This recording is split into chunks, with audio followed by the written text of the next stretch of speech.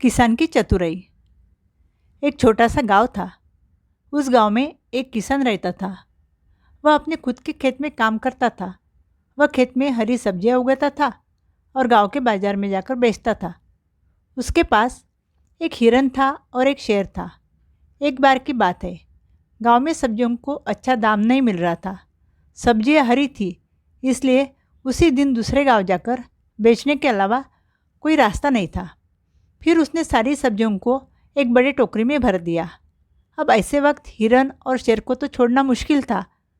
तब उसने शेर और हिरन दोनों को भी अपने साथ ले लिया। सबको साथ में लेकर वह नदी किनारे पहुंचा, क्योंकि दूसरा गांव नदी के उस पार था। अब उसे नदी पार करके दूसरे किनारे पर जाना था। नदी में एक छोटी सी नाव थी। नाव वाले ने किसान को बोला कि भैया, आज मेरी हमेशा की जो बड़ी नाव होती है वह मैंने दुरुस्ती के लिए भेज दी है। आज तो इस छोटी नाव से ही काम चलाना पड़ेगा। इसका किराया कम है, लेकिन दिक्कत यह है कि इस नाव में एक वक्त सिर्फ 2 ही चीज़ें ले जा सकते हैं। ज़्यादा चीज़ें ले जाने से नाव डूब जाएगी। तभी किसान ने मन ही मन सोचा कि कोई बात नहीं, अगर मुझे ज़्यादा चक्कर लगाने पड़े तो भी यह फ़ायदे का ही सौदा है।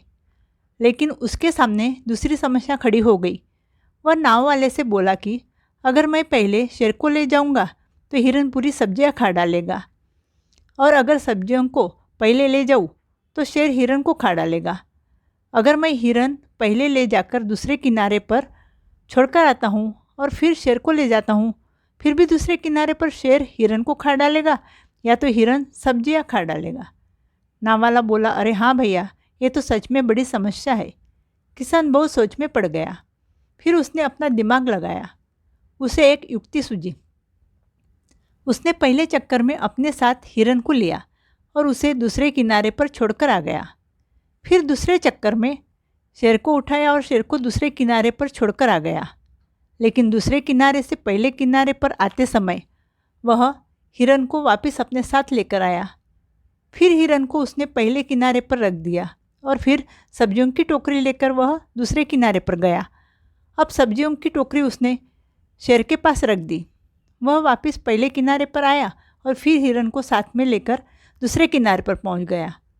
नाव वाला बोला, वाह भैया, क्या बात है, आपने तो बिना किसी नुकसान के सभी को नदी के पार पहुंचा दिया।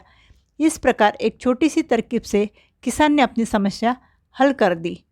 अगर आपको मेरी कहानी पसंद आई है तो प्लीज़ मेरे चैनल को लाइक कीजिए, शेयर कीजिए और सब्सक्राइब कीजिए। Thank you.